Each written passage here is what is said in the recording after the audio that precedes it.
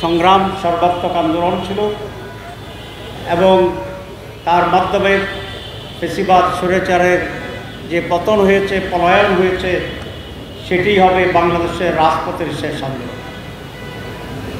এবং সে আন্দোলন থেকে শিক্ষা নিয়ে এই দেশের অন্য রাজনৈতিক দলগুলো এবং ইন্টারিম গভর্নমেন্ট এমন একটি সুন্দর বাংলাদেশ গড়ার প্রক্রিয়া শুরু করবেন, এমন একটি নির্বাচনের জন্য প্রস্তুতি নেবেন যে নির্বাচনটি 54 বছরের ব্যর্থতাকে মলিন করে দিয়ে, নিঃশেষ করে দিয়ে একটি অবাধ সুষ্ঠু জনগণের অংশগ্রহণের মাধ্যমে এই জাতি তার ইচ্ছা মতো যাকে ইচ্ছা তাকে ভোট দিয়ে একটি নির্বাচিত সরকার গঠনের সুযোগ করে দিবে।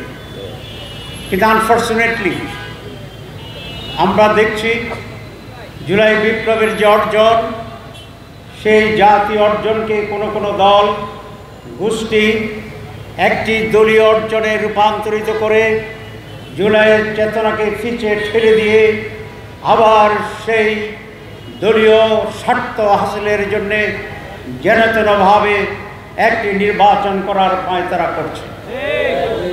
নির্বাচনের সুষ্ঠুর জন্য আপনারা জানেন সেখানে সরকারকে নিরপেক্ষ হতে হয়, প্রশাসনকে নিরপেক্ষ হতে হয়, সিভিল এবং পুলিশ প্রশাসন নিরপেক্ষভাবে ভূমিকা রাখতে হয়।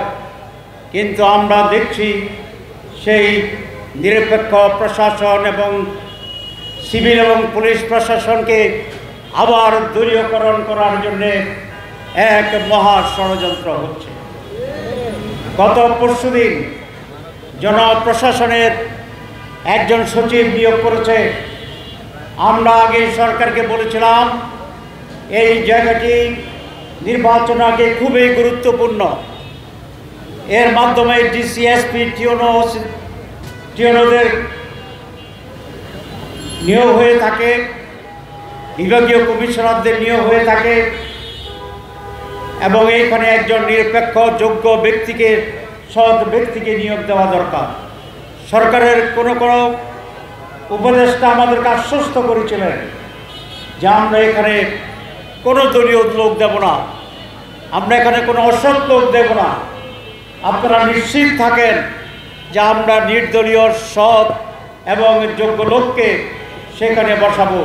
কিন্তু আমরা বিস্ময়ের সাথে লক্ষ্য করেছি আমাদের সাথে কথা বলার একদিন পরেই এমন এক ব্যক্তিকে সেখানে নিয়োগ করা হয়েছে যার অতীতের দুর্নীতির ইতিহাস অনেক লম্বা। সে একটি দলের প্রতি পরিপূর্ণভাবে অনুগত এবং আমরা পরশুদিন 30 জনের একটা তালিকা দিয়েছি যারা বিভিন্ন সময়ে একটি বিশেষ দলে ছাত্র এবং রাজনৈতিক দলের বিভিন্ন পোর্টফোলিওতে দায়িত্ব পালন করেছে। আমরা আজও দেখছি সরকারের 4-5জন উপদেষ্টা একটি বিশেষ দলের পক্ষে সকল নিয়োগকে নিয়ন্ত্রণ করে নতুন করে যদিও নির্দলীয় সরকার প্রশাসনকে একটি দলীয় সরকারে পরিণত করার চেষ্টা করছে। আমি পুলিশের ঊর্ধ্বতন কর্মকর্তার সাথে আলোচনা করেছিলাম, সেখানেও একই রকমের কথা যে প্রচণ্ড চাপ কোন একটি দলের লোকদেরকে নিয়োগ দেওয়ার জন্যে। আমরা বলতে চাই কোন একটি দলের লোককে বিভিন্ন গুরুত্বপূর্ণ সিভিল এবং পুলিশ প্রশাসনে বসিয়ে যেই নীল নকশার নির্বাচন করার ষড়যন্ত্র চলছে, এইতে নির্বাচন সুষ্ঠু হওয়ার কোনো লক্ষণ দেখি না। এরকম একটি নির্বাচনে 2024-এর মতো নির্বাচনে, 2018-র মতো প্ল্যান্ড নির্বাচনে জনগণ অংশগ্রহণ করবে না। আমি সরকারকে দৃষ্টি আকর্ষণ করতে চাই, আজকে হুঁশিয়ারি দিতে চাই না, আজকে দৃষ্টি আকর্ষণ করতে চাই প্রশাসনের যে অবস্থা এবং যে ষড়যন্ত্র চলছে এটাকে বন্ধ করুন। কেন? যে এই নির্বাচন নিয়ে যদি ঝামেলা তৈরি হয়, ম্যানেজমেন্ট ঠিক না হয়, যদি হযবরল হয়ে যায়, তাহলে তো মানুষের আস্থা কমে যাবে। যাতে তার চেয়ে আরো বড় যুক্তি হচ্ছে যে আপনি যদি হযবরল হয়ে যায়, তাহলে হযবরলের এই ভেজালটা আপনি আগের টেস্ট করে ঠিক করে ফেলা ঠিক হবে না। পুলিশ আপনাকে কোঅপারেট করে কিনা, সিভিল অ্যাডমিশন কোঅপারেট করে কিনা, ওরা নিউট্রাল কিনা, আপনার লোকেরা ঠিকমতো বুঝটুজ আছে কিনা, এটা তো আগে টেস্ট হয়ে গেলে ভালো। যেটা যেটা দুর্বলতা এটা জাতীয় নির্বাচনে আমরা রিপেয়ার করে নেব। আর টেস্টের আগে একেবারে নতুনভাবে সব ভেজাল, সব অযোগ্যতা, সব নন কোঅপারেশন নিয়ে যদি আপনি প্রথমেই জাতীয় নির্বাচনে যান, আর সেখানেই যদি ভেজাল ভূত আত্মের উপরে ছাপাইয়া হযবরল লণ্ডভণ্ড হয়ে যায় নির্বাচন, তো তাহলে তো জাতির জন্য এটা মারাত্মক পরিণতি তৈরি করে। আপনার যুক্তি ঠিক, আমার যুক্তি ডবল ঠিক। আমি এটা বলতে চাই না যে আপনারা যে যুক্তি দেন এগুলো বেঠিক, ঠিক, কিন্তু আপনার 2 পয়েন্ট, আমার 7 পয়েন্ট, তাহলে জিতবে কারা? কালকে ইলেকশন কমিশনকে বলে আসছি, মাননীয় ইলেকশন কমিশন নিজেদের বিপদ নিজেরা জাতীয় নির্বাচন প্রথম করে দেয়। আমরা আগে চেয়েছিলাম যে স্থানীয় সংসদ নির্বাচন হোক, নানা কারণে ব্যাখ্যা দিতে চাই না। তখনও বলছিলেন যে এটা করে যদি ফেল করি, তাহলে তো ফেল করলে তো এটাতে করাই ভালো, জাতীয়টাতে করলে তো সব ফেল। অনেক বড় বড় মেধাবীদের দেখছি মাথা খোলে না। খুব সিম্পল, যে বাংলাদেশের জাতীয় নির্বাচনের সুস্থতার জন্য,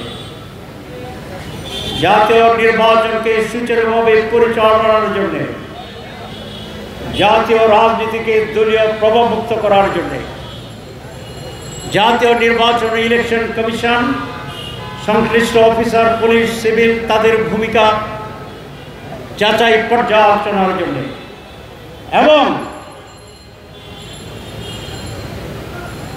আমাদের যে সংস্কার, রিফর্ম এবং নির্বাচন দুটো আলাদা,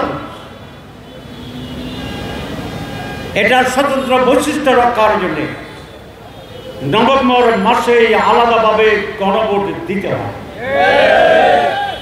এটা আজকে শুধু একটি দলের দাবি নয়। এই যে আমাদের এখানে সবচেয়ে লম্বা কালো টুপি নিয়ে যিনি আসছেন, এটা ইচ্ছা করে আসতে বলছেন সাহেব, তাকেও আপনারা চিনেন, প্রেসিডিয়াম সদস্য। উনি বেশ রাজনীতি বুঝে বিশ্লেষণ এবং বাংলাদেশের অন্যতম একটি বৃহৎ দলের প্রেসিডিয়াম সদস্য আশরাফ আলী আকন সাহেব। ওনারাও এটা, ওনারা আজকে রাস্তায় দাঁড়িয়েছেন, এখানে আসছেন, এ করছেন। যাত্রা বাড়ি থেকে গাবতলী পর্যন্ত 20 কিলোমিটার আমরা মানববন্ধনের জন্য রাস্তায় দাঁড়িয়েছি। এই ধরনের রাস্তায় দাঁড়ালে সরকারের কানে পানি যায় না। আমাদের আমার একটা অভিজ্ঞতা আছে, আমাদের প্রেস ক্লাবের সামনে কিছু লোক দাবি নিয়ে হাঙ্গার স্ট্রাইক করতেছিল প্রায় 40 দিন। হাঙ্গার স্ট্রাইক কয়দিন? 40 দিন। ইন এনি কেস নানা কথা তো আছে, থাকলেও বসেছিল, কেউ আসে, কেউ আসে। ওই সময় আমি কয়েকদিনের জন্য ইস্তাম্বুল গেছিলাম। আমার হোটেল ছিল পার্কের পাশে। দেখলাম যে ওইখানে একটা মিছিল প্ল্যাকার্ড নিয়ে তারা পার্কে গিয়ে বসে আছে। আমি ভাবলাম যে লোকগুলো কত বেকুব, রাস্তাও ঘেরাও করে নাই, রোডও বন্ধ নাই, মিছিল কইরা পার্কে বইয়ে রয়েছে। তো তো তাদের দাবি পূরণের তো কোনো আশাই নেই। কিন্তু বিকেলবেলা দেখলে যে তা আর নাই। জিজ্ঞেস করলাম কেন? ওই মন্ত্রী আসছিল, পার্কে কত হয়েছে, দাবি পূরণ হয়েছে, তারা চলে গেছে। তো ও সমস্ত দেশে পার্কে বসলেও দাবি পূরণ হয়। আর আমাদের দেশের এমন এক ব্যাড কালচার, যা আপনি ঘাড়ে দৌড়িয়া সুবইয়া না দিলে দাবি পূরণ হইতে চায়।